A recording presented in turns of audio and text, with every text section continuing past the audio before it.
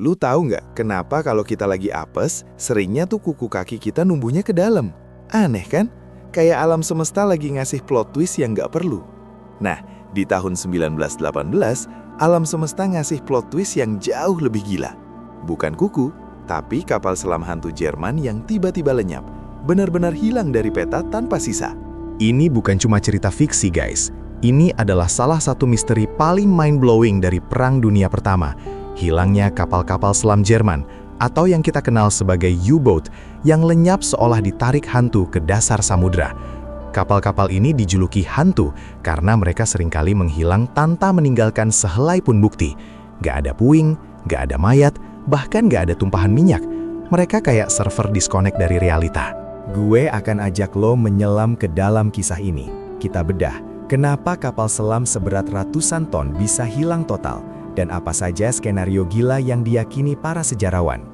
Poin utama 1, panggung lautan maut dan efek Ghost Submarine. Pertama, kita harus tahu dulu konteksnya. Perang Dunia Pertama itu gak cuma soal parit lumpur di darat, tapi juga soal perang senyap di bawah laut. Jerman, dengan teknologi U-boat-nya, berhasil menciptakan teror baru. U-boat ini adalah senjata rahasia mereka untuk memutus rantai pasokan logistik Inggris dan sekutunya. U-boat WW1, kayak si hantu ini, itu bukan kapal selam canggih yang lo lihat di film Hollywood. Desainnya masih primitif, pengoperasiannya super rumit, dan lingkungannya itu kayak neraka yang sempit dan berbau minyak. Tapi, jangan salah, efektivitas mereka cadas. Selama perang, U-boat Jerman bertanggung jawab menenggelamkan lebih dari 5.000 kapal, termasuk kapal dagang dan kapal perang. Mereka adalah predator puncak di lautan. Tapi ada harga yang harus dibayar mahal. Tingkat kelangsungan hidup awak U-boat ini rendah banget. Lo perlu tahu data ini. Selama Perang Dunia Pertama, Jerman membangun sekitar 178 U-boat. Dari jumlah itu, sekitar 130 kapal hilang atau tenggelam. Yang bikin merinding, dari yang hilang itu, banyak banget yang lenyap tanpa ada laporan musuh atau tanpa meninggalkan jejak yang jelas. Bayangin, lo lagi di tengah laut Atlantik yang luas. Lo adalah prajurit paling ditakuti. Terus, flash, lo menghilang. Gak ada yang tahu kenapa. Musuh nggak lapor, teman sekapal nggak lihat. Bahkan kadang, kapal yang hilang itu masih dilaporkan terlihat di tempat lain, kayak bayangan. Inilah yang bikin sejarawan pusing.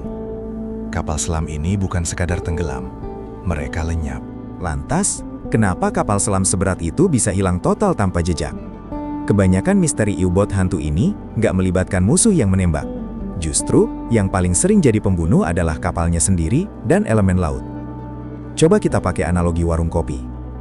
Lo tahu kan, kalau di warung kopi, mesin kopinya itu butuh pemeliharaan rutin? Kalau dibiarin, pasti macet, meledak, atau kopinya jadi pahit. Nah, U-boat di WWI ini adalah mesin kopi paling ribet, paling rewel, dan paling berbahaya di dunia. Faktor pembunuh internal. 1. Baterai dan gas beracun. U-boat bergerak di bawah air pakai tenaga baterai raksasa. Baterai ini mengeluarkan gas hidrogen yang sangat mudah meledak.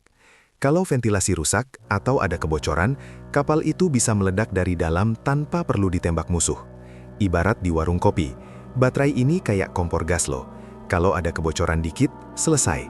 Awak kapal tewas karena ledakan atau keracunan gas klorin dari air laut yang bercampur asam baterai. Kematiannya senyap, mendadak, dan gak meninggalkan puing besar di permukaan. Ini nih, plot twist paling cadas. Torpedo WWWI masih jauh dari sempurna.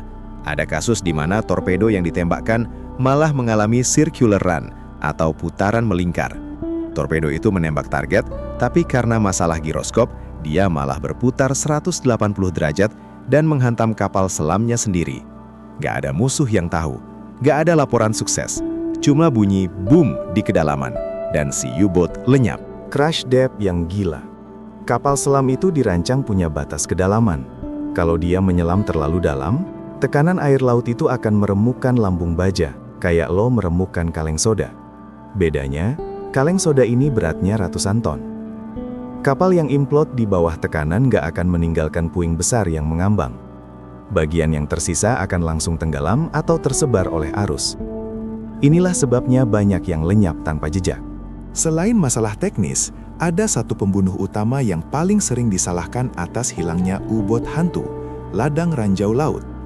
Di Perang Dunia Pertama, sekutu menanam ribuan ranjau di jalur-jalur pelayaran U-boat, terutama di sekitar perairan Inggris dan Skotlandia. Ladang ranjau ini adalah tembok maut yang nggak terlihat. Bayangin, lo lagi di dalam U-boat, gelap. Lo cuma dengar suara air di lambung. Lo harus navigasi dengan alat primitif di tengah laut yang luas dan gelap. Tiba-tiba, tanpa peringatan, bam! Kapal lo menghantam ranjau. Ledakannya kuat banget. Dampaknya sama dengan crash depth. Ledakan ranjau di bawah air, apalagi di lambung kapal selam yang rapuh, bisa bikin kapal itu langsung hancur dan tenggelam sangat cepat. Karena ledakannya terjadi di bawah air, puing-puing yang tersisa sangat minim dan langsung jatuh ke dasar laut. Gak ada waktu buat mengirim sinyal darurat, gak ada waktu buat meninggalkan serpihan. Kapal itu langsung dikubur oleh lautan dalam hitungan detik. Salah satu kasus yang paling bikin sejarawan penasaran adalah nasib beberapa U-boat yang hilang di tahun 1917-1918. Ambil contoh, ada U-boat yang terakhir kali dilaporkan meninggalkan pelabuhan, dan selanjutnya nihil. Gak ada kapal sekutu yang mengklaim menenggelamkannya, gak ada sisa minyak. Tapi bertahun-tahun kemudian, bangkai kapal itu ditemukan secara nggak sengaja oleh nelayan atau tim survei. Kadang bangkai itu ditemukan dalam posisi yang aneh, misalnya di perairan dangkal Belgia atau di dasar Laut Utara. Tapi kondisinya kayak habis dihantam benda raksasa. Mereka tenggelam karena sebab yang nggak teridentifikasi. Apakah torpedo sirkular run? Apakah hantaman ranjau yang nggak terdeteksi? Atau jangan-jangan ada masalah internal yang begitu fatal sampai kapten nggak bisa bereaksi? Sampai hari ini, sejarawan masih terus mencari. Dengan teknologi sonar yang lebih canggih, satu persatu hantu ini mulai terkuak identitasnya. Tapi masih ada puluhan U-boat yang nasibnya tetap jadi misteri total. Mereka adalah kuburan baja yang gak terawat, abadi di dasar samudera. Kapal selam hantu Jerman ini mengajarkan kita satu hal. Di tengah perang yang brutal, musuh terbesar seringkali bukan datang dari luar. Musuh terbesar adalah mesin yang lo operasikan, tekanan lingkungan yang ekstrim, dan lautan yang gak kenal ampun. Mereka adalah kuburan bergerak bagi para awaknya. Mereka lenyap bukan karena sihir, tapi karena kombinasi mematikan antara teknologi yang belum matang, tekanan kedalaman yang gila, dan ladang ranjau yang dipasang dengan presisi maut. Para hantu ini akan terus menghantui dasar laut, sebagai monumen bisu bagi kengerian peperangan senyap. Menurut lo dari semua skenario tadi, mana yang paling mungkin jadi penyebab hilangnya kapal selam hantu ini? Coba kasih tahu gue di kolom komentar. Dan jangan lupa, kalau lo pengen tahu lebih banyak fakta sejarah yang mind-blowing kayak gini, klik tombol subscribe di bawah. Sampai jumpa di Faktaverse selanjutnya.